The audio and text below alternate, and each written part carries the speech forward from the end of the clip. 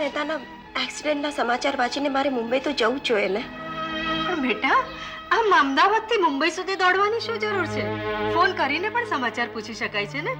ના, ફોન પર નહીં. મારે મુંબઈ જઈને જ એમને મળવું છે. આ શું ગાંડપણ છે બેટા? મેં તને હમણાં જ કહ્યું ને કે પરમ દિવસે તારે નરોત્તમભાઈના શોરૂમના ઓપનિંગમાં જવાનું છે. અને શોરૂમનું નામ પણ બહુ સારું રાખ્યું છે, સખી. પણ માં, મારું મુંબઈ જવું બહુ જ અગત્યનું છે. પણ મેં એમને જબાન આપી દીધી છે બેટા. અને જાહેર ખબરમાં, ઇન્વિટેશન કાર્ડમાં બધામાં તારું નામ પણ છપાઈ ચૂક્યું છે. માં, મારા વતી તો એમને સોરી કહી દેજે. અને જો તારાથી ન કહેવાતું હોય તો હું એમને ફોન પર કહી દઈશ. બેટા, જરાક વિચાર કર. નરોત્તમભાઈ ખૂબ લાગવગવાળા માણસ છે. પ્રેસમાં તને કેટલું કવરેજ મળશે. અને ફાયદો કોને થશે? તને જ ને. પબ્લિસિટી કેટલી મળશે એનો તો વિચાર કર. માં, અત્યારે હું કોઈ પણ ફાયદા કે નુકસાનનો વિચાર કરવા નથી માંગતી. મારી લાગણીઓને સમજવાનો પ્રયત્ન કર. શું ફક્ત તારી જ લાગણીઓ જોવાની છે? મારી લાગણીઓનો કોઈ વિચાર નથી કરવાનો? માં, તું મને સમજવાની કોશિશ કેમ નથી કરતી? હું કોઈ વાત સમજવા નથી માંગતી બેટા. અને અત્યારના સંજોગોમાં હું તને અમદાવાદની બહાર જવાની રજા નહીં આપી શકું. અને બેટા, નચિકેત સાથે આપણે એવા તે કયા ગાઢ સંબંધ છે કે તારે મુંબઈ સુધી દોડવું પડે? શું દરેક સંબંધનું નામ આપવું જરૂરી છે? બેટા, દલીલોમાં ફસાવવાની કોશિશ નહીં કરતું. તું રહી લેખિકા, એક જ વાતને 1000 રીતે મારી સામે રજૂ કરી શકે એમ છે. અને દલીલોમાં હું તને જીતી નહીં શકું. માં, આમાં જીત કે હારની વાત નથી. મને લાગે છે મને મુંબઈ જવું જ જોઈએ. અને હું જઈશ. તું ખોટી જીત કરી રહી છે બેટા. અને હવે તું કઈ નાની કીકલી તો છે નહીં કે હું તને હાથ પકડીને ઘરમાં બેસાડી દઉં. જે હોય તે જતા પહેલા 2 વાર વિચાર કરીને પછી જજે.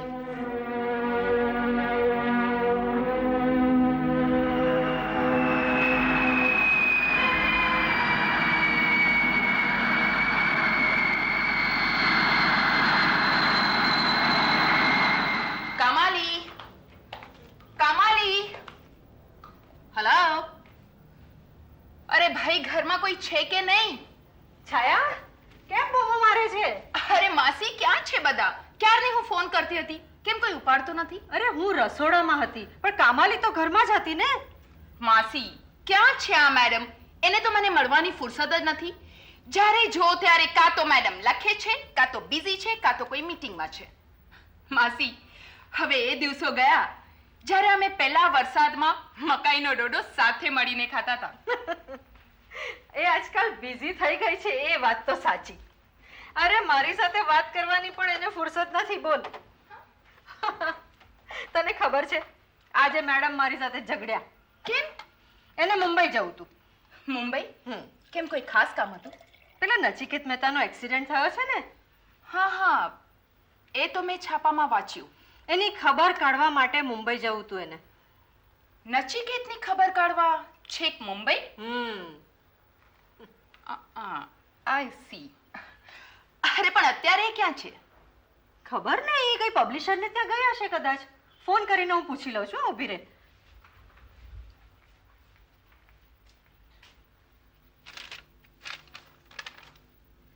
મમ્મી, હું મુંબઈ જાઉં છું. મને ચિંતા કરતા નહીં. કામાલી.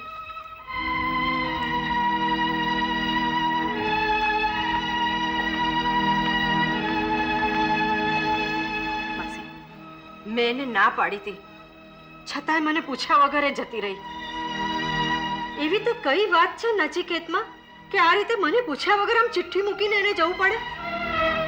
માસી, અમુક વાતો એવી હોય છે જેના પર આપણા મનનો કાબુ નથી હોતો.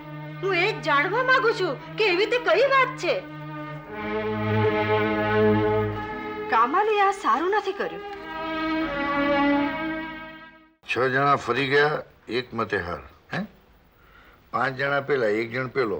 6 જણા ફરી ગયા તો એક મતે કેવી રીતે હાર થાય? 6 થવી જોઈએ. હે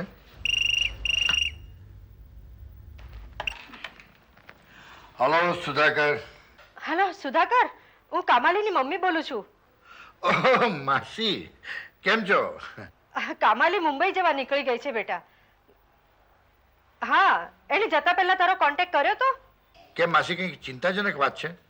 ના ના, એવી કઈ ચિંતાની વાત નથી. પણ એ જો તારે ત્યાં પહોંચે ને કે તરત એને અહીંયા ફોન કરાવજે. હા, મારે એની સાથે વાત કરવી છે. માસી મારે ત્યાં જ આવશે, એ બીજે ક્યાં જાય મુંબઈમાં? મારી હોટલમાં એને મફત રહેવાનું મળે ને એટલે. તમારી તબિયત ઠીક છે ને? ઓકે ઓકે, હું કહી દઈશ. અચ્છા.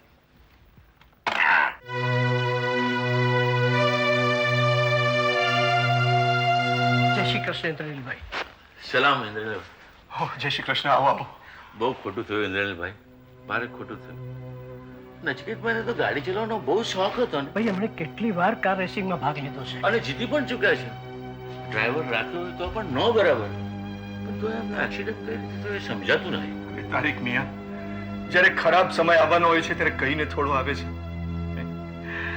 જ્યારે અકસ્માત થયો ત્યારે નચિકેતની માનસિક સ્થિતિ શું હશે કોણ જાણે. અને એમ પણ જ્યારથી એણે તમારી પાસેથી પેલી યુવતીની તસવીરો ખરીદી છે ને ત્યારથી નચિકેત ખૂબ બદલાઈ ગયો છે. સાહેબ એક મિનિટ, તસવીરથી માણસ બદલાઈ કેવી રીતે જાય? એમ વાત નથી ઘનશ્યામભાઈ, એ તસવીરોમાં ખૂબ ઊંડો રસ લઈ રહ્યો છે. એ તસવીરો જાણે જીવિત હોય, એ તસવીરની યુવતી જાણે જીવિત હોય એવી રીતે યુવતીને શોધવા લાગી ગયો છે. તો સાચું કહું ઇન્દ્રનીલભાઈ, નચિકેતભાઈ બહુ જિદ્દી છે. એક વસ્તુની પાછળ પડી જાય છે પછી એનો પીછો છોડતા નથી. આટલી જીદ સારી ન કહેવાય. મેં જોયું છે કે જે લોકોને આવો શોખ હોય છે ને એ લોકો થોડાક અલગ પ્રકૃતિના હોય છે. અને નચિકેતભાઈને એન્ટિકનો તો બહુ શોખ હતો. સાહેબ એક ચમત્કારની વાત કહું, જાપનીઝ હોતાની એક મૂર્તિ એવી ચમત્કારિક હતી કે જ્યાં જતી ને ત્યાં લોકોને લાખો રૂપિયા કમાવી આપતી. કદાચ એવી ચમત્કારિક વાત નચિકેતભાઈએ આ તસવીરમાં નિહાળી હોય એટલે મોહિત થઈ ગયા હોય. જે બની ગયું હતું બની ગયું છે, એની પાછળ ચર્ચા કરવાનો શું અર્થ છે હવે? સાહેબ અમે એમને એક મિનિટ માટે મળી શકીએ? આઈ એમ સોરી, પણ ડોક્ટરે એને આરામ કરવાની સલાહ આપી છે. કઈ વાંધો નહીં, અલ્લાહ મિયા જે કરશે સારું કરશે. અમારી દુઆ તમારી સાથે જ છે. Thank you. અમારી કોઈ પણ વસ્તુની જરૂર હોય તો અમે જરૂરથી યાદ કરજો, અમે હાજર થઈ જઈશું. ચોક્કસ. આભાર. અમે રજા લઈએ. જય શ્રી કૃષ્ણ. સલામ.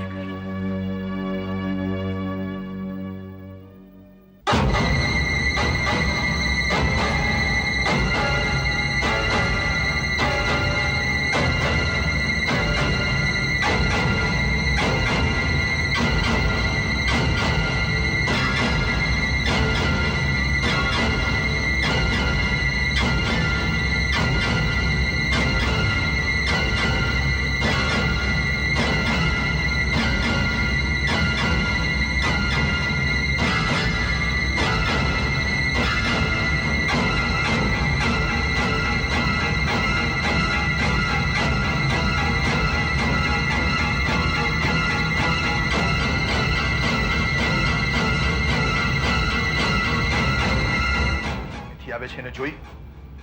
આ તો એ જ છોકરી છે જેના ફોટોગ્રાફ્સ નચિકેતભાઈના રૂમમાં છે. નચિકેતના ચિત્તભ્રમનું કારણ આ જ છે. ઇનફેક્ટ દરેક સમસ્યાનું જડ આ જ છે. પણ એ અત્યારે અહીંયા શું કામ આવી છે? Excuse me.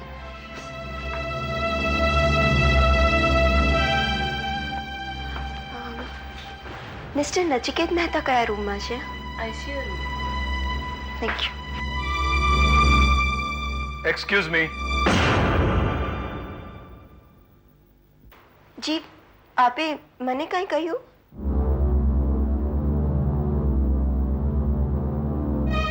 જી હા, તમારે કોનું કામ છે?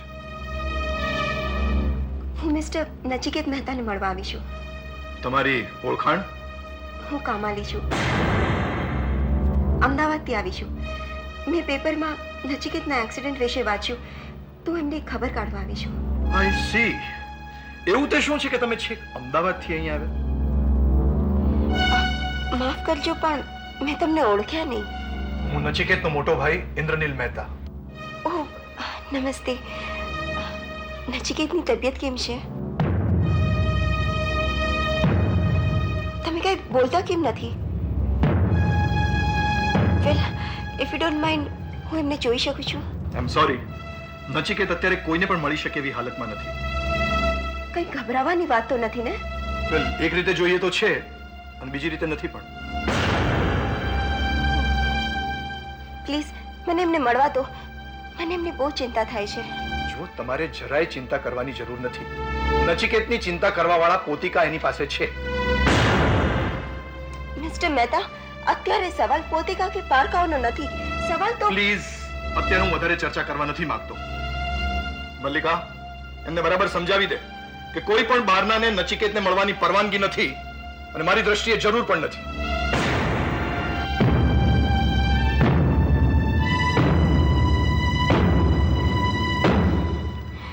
તમારા આવા વર્તનથી તો મને ખરેખર આશ્ચર્ય થાય છે. આવી અપેક્ષા તો નથી. પણ ખેર, જો તમારી ઈચ્છા નથી તો હું અહીંયાથી જઈ રહી છું. That's better.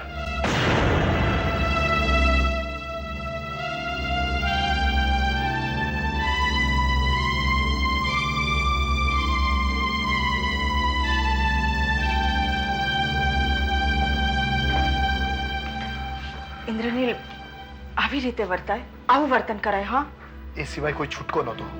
બિચારીને કેટલું અપમાનજનક લાગ્યું હશે. તું તો ઉપરાણું લેતી જ નહીં એનું. કોઈનું ઉપરાણું લેવાનો સવાલ નથી. સવાલ તો છે લાગણીનો. બિચારી છેક અમદાવાદથી અહીંયા સમાચાર પૂછવા આવી. જરૂર એના ને નચિકેતના સંબંધોનું મહત્વ હશે. કોના કેવા સંબંધો છે ને એનું શું મહત્વ છે ને એની મારે જરાય ચર્ચા નથી કરવી. હું તો માત્ર એટલું ઈચ્છું છું કે આ છોકરી સાથે ભવિષ્યમાં કોઈ સંબંધ ન રહે. ઇન્દ્રનીલ, સવાલ સંબંધોનો નથી, સંવેદનાનો છે. એના મનમાં જરૂર કોઈક એવી ભાવના છે જેને કારણે એને નચિકેતની ચિંતા થાય છે. અને કદાચ આ ચિંતા જેને અહીં સુધી ખેંચી લાવી છે. પણ તમે એની સાથે બહુ કઠોરતાથી વર્તન કર્યું છે. આ આપણને શોભા નથી દેતો. શેમાં શોભા છે ને શેમાં નહીં હું બરાબર જાણું છું. ઇન્દ્રનીલ, હું તો એટલું જ કહું છું કે તમારે એની લાગણીઓને આમ ઠેસ નહોતી પહોંચાડવી જોઈતી. એટલે તને નચિકેત કરતા એની લાગણીની વધારે કદર છે? કદાચ છે, કારણ કે એની લાગણીઓ સાથે ક્યાંક દિયરજીની લાગણીઓ પણ જોડાયેલી છે. મલ્લિકા, તું શું બોલે છે એનું તને ભાન છે? હા, પૂરેપૂરું ભાન છે. ઇન્દ્રનીલ, આ તમારું વર્તન મને નથી ગમ્યું. એટલીસ્ટ આપણા કુટુંબને આ શોભા નથી દેતું. Please keep quite. મારે કંઈ જ સાંભળવું નથી હવે. ઇન્દ્રનીલભાઈ, પ્લીઝ આમ ઉશ્કેરાય નહીં જાઓ. મેં તમને કહ્યું ને બંનેને એક વખત, મારે કોઈની સલાહની જરૂર નથી.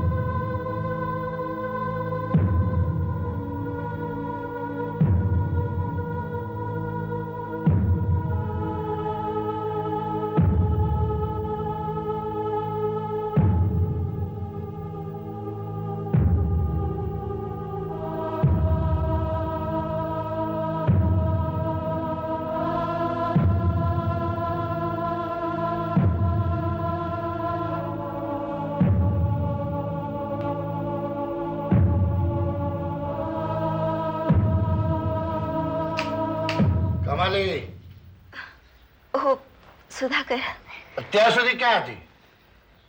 અચ્છા, એટલે મમ્મીનો ફોન આવી ગયો. હા, બહુ ચિંતા કરતા હતા. આમ એમને કયા વગર નીકળી નહીં જવાનું ઘરની બહાર. હા? ક્યાં હતી ક્યાં? સુધાકર, આ સવાલનો જવાબ આપવો જરૂરી છે. ભાઈ, તારે સવાલનો જવાબ આપવો હોય તો આપ, ન આપવો હોય તો ન આપ. તારી મરજી. પરંતુ ભાઈ દોસ્ત છું ને એટલે ચિંતા થાય. ચિંતાની કાંઈ વાત નથી. તારા મોઢા ઉપરથી લાગે છે કે જરૂર તું માસી સાથે કંઈક ઝઘડો કરીને આવી છે, કંઈ મન દુઃખ થયું છે. એવી કાંઈ વાત નથી. જે પણ થયું છે એ અહીંયા મુંબઈમાં જ થયું છે. લો, જે કંઈ થયું એ મુંબઈમાં થયું. અરે ભાઈ, મુંબઈ વાળાને ખબર ના પડે કે મુંબઈમાં શું થયું, અમદાવાદ વાળાને ખબર પડે કે મુંબઈમાં કંઈક થયું. શું થયું શું એ તો કે. નચિકેત મહેતાનો એક્સિડન્ટ થયો છે. હવે એ તો છાપામાં વાંચેલું. હું એને મળવા માંગતી હતી, એટલે જ તો અમદાવાદથી અહીંયા મુંબઈ આવી છું. અને એ વાત મમ્મીને ગમી નહીં, બસ એટલે જ થોડી બોલાચાલી થઈ ગઈ. અચ્છા, એટલે એરપોર્ટ થી સીધી તું હોસ્પિટલ ગયેલી એમ ને? કેમ છે હવે નચિકેતને? ખબર નહીં. ખબર નહીં, પણ તું તો એને મળીને આવી ને? હું એને મળવા ગઈ હતી પણ મળી ન શકી. કેમ? એના મોટા ભાઈએ મને પરવાનગી ના આપી એને મળવાની. અને આ વાતનું મને બહુ ખોટું લાગ્યું છે. એમણે આમ કેમ કર્યું? એ તો એ જ જાણે. કમાલ છે. નચિકેત માટે તે માસી જોડે ઝઘડો કીધો. હવે ધોબીનો કૂતરો ન ઘરનો ન ગાંઠનો. મને એને મળવા ન દીધી એ વાતનું દુઃખ છે, પણ એ વાતનો સંતોષ છે કે મેં પ્રયત્ન તો કર્યો. પ્રયત્ન કરો સુખદેવ, પ્રયત્ન કરશો તો જ વાત બનશે. શું પ્રયત્ન કરું રાયચુરા ભાઈ? અહીં કોઈ પણ વસ્તુનો હિસાબ જ નથી મળતો. એક વસ્તુ સંભાળું છું ત્યાં બીજી વસ્તુ બગડી જાય છે. જે વાત બગડે છે એ વાતને સુધારી પણ શકાય છે. એક વસ્તુ સમજી લો કે 3 થી 4 કરોડના ગોટાળાની વાત છે, નાની સૂની વાત નથી. જ્યારે આટલો બધો ગોટાળો થઈ રહ્યો હતો ત્યારે તમે શું કરી રહ્યા હતા? જે માણસે આ ગોટાળો કર્યો છે ને એને એક દિવસ કે એક રાતમાં નથી કર્યો. અને ધીરે ધીરે થોડી થોડી રકમ કરતા મોટી રકમ માથે આવી ગઈ છે. અને એક વસ્તુ સમજી લો, મને એ વાતનો હિસાબ જોઈએ. રાત દિવસ એ જ હિસાબ કરું છું. આટલી મોટી રકમ નાની નાની એન્ટ્રીમાં કઈ રીતે એડજસ્ટ કરું? આ અસંભવ છે. અસંભવ? અરે આ સંભવને સંભવ કરવું એ જ આપણું કામ છે. અને એક વસ્તુ સમજી લેજો, નચિકેત જો જીવતો પાછો ફર્યો ને તો આપણે બધા માર્યા જઈશું. જ્યારે એ આવશે ત્યારની વાત ત્યારે. અત્યારે તો મને લાગે છે એને સાજા થવું બહુ મુશ્કેલ છે. અરે નિયતિ ક્યારે ખેલ બદલે અને ક્યારે આપણા પાછા પલટાય એ કહી ન શકાય. એક વસ્તુ સમજી લો કે જો હોસ્પિટલમાંથી નચિકેત સીધો ઉપર સીધાવ્યો તો આપણને કોઈ વાંધો નથી, પણ જો એ જીવતો પાછો આવે તો મને બધી વસ્તુનો હિસાબ જોઈએ. I want everything on paper, understand? જી જી. નહીં તો આપણે બધા જ માર્યા જઈશું, સમજ્યા?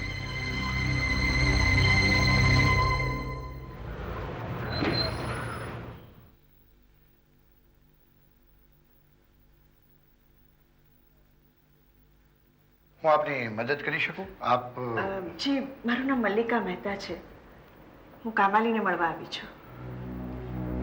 આપ નચિકેત મહેતાના? એમની હું ભાભી છું. કામાલીનો રૂમ નંબર કયો છે? એ અત્યારે અહીંયા નથી.